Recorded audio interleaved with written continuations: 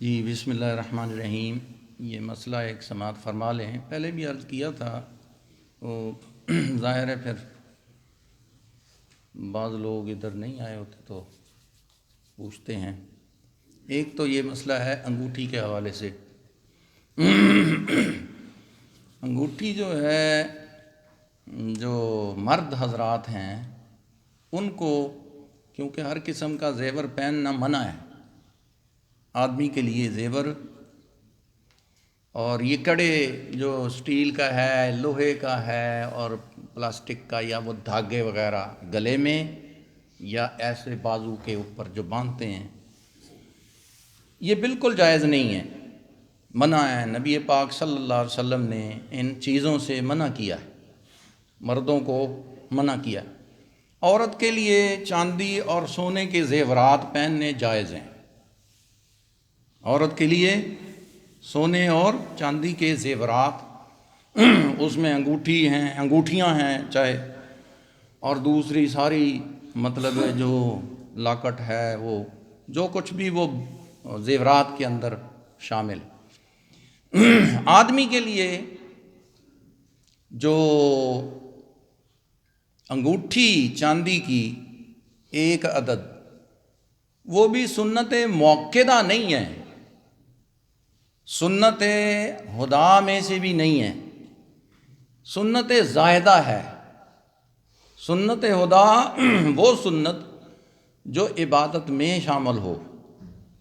سنت ہدا کسے کہتے ہیں؟ جو عبادت کے اندر شامل ہو، جیسے سنت موقدہ ہم نماز سے پہلے پڑھتے ہیں، یا نماز کے اندر جو سنتیں ہیں ان کو سنت ہدا کہتے ہیں۔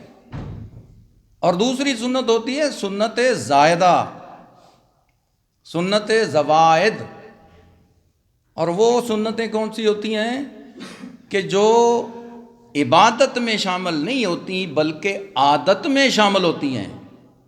بات سمجھ میں آئی؟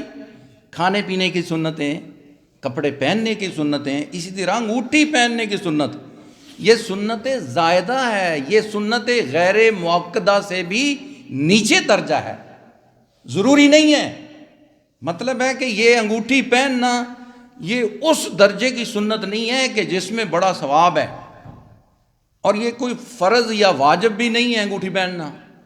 بعض علماء نے تو اس کو مستحب کہا ہے اور بعض نے کہا مباح ہے۔ مباح کا مطلب کوئی پہن لے، اور اتنی سی انگوٹھی 4.5 ماشے چاندی، اور اس کے اندر ایک پتھر ہونا ضروری ہے، نگینہ کوئی بھی ہو، 4.5 ماشے چاندی سے زیادہ یعنی پہننا مرد کے لیے وہ جائز نہیں ہے۔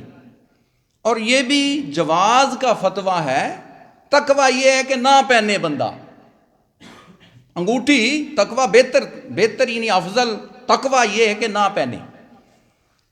تو کیا ضرورت ہے پہننے کی؟ مطلب ہے انگوٹھی کی کیا ضرورت ہے پہننے کی؟ یہ زیب و زینت کے اندر آتی ہے۔ اگر کوئی بندہ پہننا چاہتا ہے تو اس کو 4.5 ماشے چاندی سے کم، اس سے زیادہ نہ ہو۔ اگر زیادہ ہو تو پھر وہ خلاف سنت بھی ہے اور خلاف شرع بھی ہے اور ناجائز بھی ہے۔ اس کے اوپر 3-4 حکم ہیں۔